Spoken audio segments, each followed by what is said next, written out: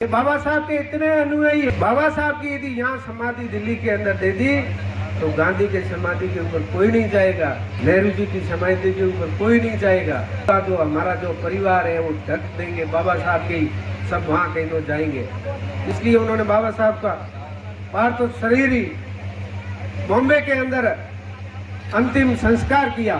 कांग्रेसी सरकार आई, वीपी सिंह जी की सरकार आई, कांग्रेस राज के अंदर जितना कहीं और बाबा साहब को प्रताड़ित किया उतना कहीं और अपना अभी तो कहते अपने राहुल गांधी जी संविधान को लहराते हैं।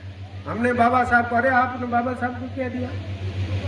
आप 37 से लेकर देश आजाद नहीं हुआ था उससे पहले से आपने किस तरह से बाबा साहब के साथ में क्या क्या किया है हमें पता नहीं क्या? 1990 के अंदर वीपी सिंह जी सरकार के अंदर जब भारत रत्न की बात आई, अटल बिहारी वाजपेयी जी ने वीपी जी सरकार के अंदर लोकसभा के अंदर खड़े होकर उन्होंने कहा यदि कोई इस देश के अंदर भारत रत्न के हकदार है तो बाबा साहब भीमराव अम्बेडकर जी है। तब बाबा साहब को भारत रत्न दिया गया। सेंट्रल हॉल के अंदर प्रतिमा वीपी सिंह जी की सरकार के अंदर लगी। संसद के अंदर बाबा साहब की प्रतिमा। बाबा साहब ने जहाँ शिक्षा प्राप्त की थी इंग्लैंड के अंदर, उसका जगह का उद्धार कब हुआ?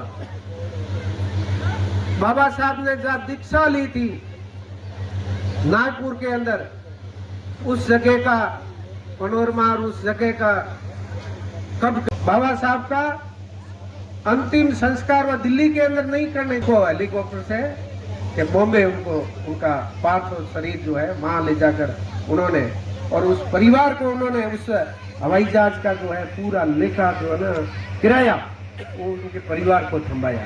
मैं जीते जी और मैं इस पद के ऊपर रहूं इसे भगवान ने वार्ड वंश भी नहीं देता, परंतु बाबा साहब ने नेहरू जी के मंत्रिमंडल से इस्तीफा दे दिया। इस्तीफा क्यों दिया? वो यही था, हिंदू कोड बिल,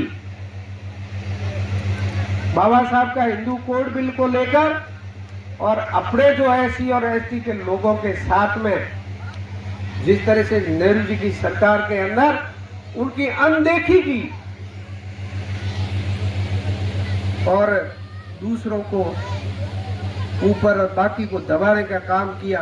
बाबा साहब ने कहा ये मैं जीते जी और मैं इस पद के ऊपर रहूं और मेरे लोगों का कोई भी अनादर करे, मेरे लोगों को कोई भी जहाँ नुकसान हो उस पद को मैं उस पद पर नहीं रह सकता।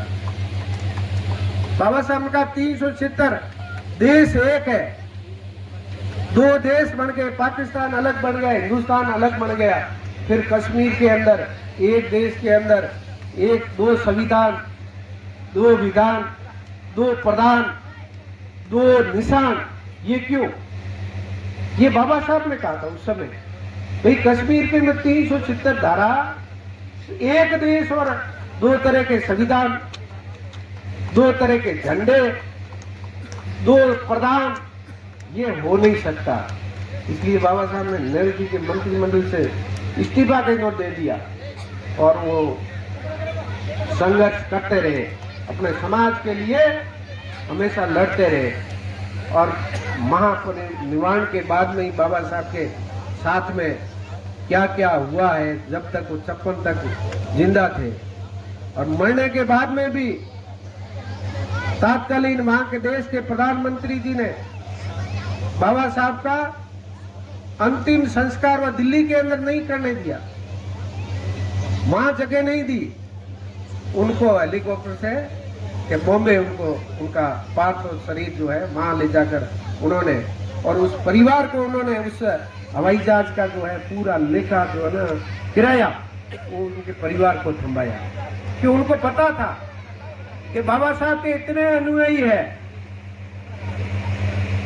बाबा साहब की यदि यहाँ समाधि दिल्ली के अंदर दे दी तो गांधी के समाधि के ऊपर कोई नहीं जाएगा, नेहरू जी की समाधि के ऊपर कोई नहीं जाएगा। पूरा जो हमारा जो परिवार है वो ढक देंगे बाबा साहब के सब वहाँ कहीं तो जाएंगे। इसलिए उन्होंने बाबा साहब का पार्थिव शरीर ही बॉम्बे के अंदर अंतिम संस्कार किया।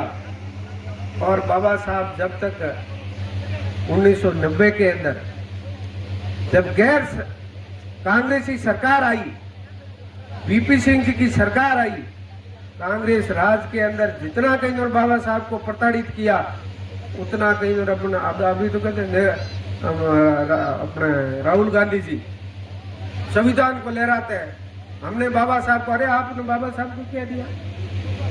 आप 37 से लेकर देश आजाद नहीं हुआ था उससे पहले से आपने किस तरह से बाबा साहब के साथ में क्या क्या किया है हमें पता नहीं क्या? 1990 के अंदर वीपी सिंह जी सरकार के अंदर जब भारत रत्न की बात आई, अटल बिहारी वाजपेयी जी ने वीपी जी सरकार के अंदर लोकसभा के अंदर खड़े होकर उन्होंने कहा यदि कोई इस देश के अंदर भारत रत्न के हकदार है तो बाबा साहब भीमराव अम्बेडकर जी है। तब बाबा साहब को भारत रत्न दिया गया। सेंट्रल हॉल के अंदर प्रतिमा वीपी सिंह जी की सरकार के अंदर लगी, संसद के अंदर बाबा साहब की प्रतिमा। बाबा साहब ने जहां शिक्षा प्राप्त की थी इंग्लैंड के अंदर, उसका जगह का उद्धार कब हुआ? बाबा साहब ने जहां दीक्षा ली थी नागपुर के अंदर, उस जगह का पनोरमा और उस जगह का कब